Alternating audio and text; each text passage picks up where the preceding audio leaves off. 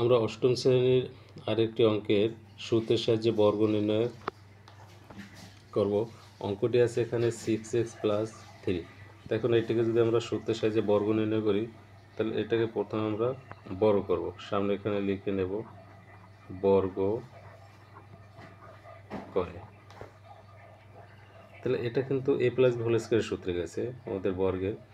a বলতে এখানে 6x, b বলতে এখানে 3। তাহলে a plus b whole square সূত্র a স্কয়ার, a বলতে 6x এর কি হোল স্কয়ার প্লাস সূত্রে 2, a বলতে 6x, b বলতে 3 প্লাস b স্কয়ার 3 স্কয়ার।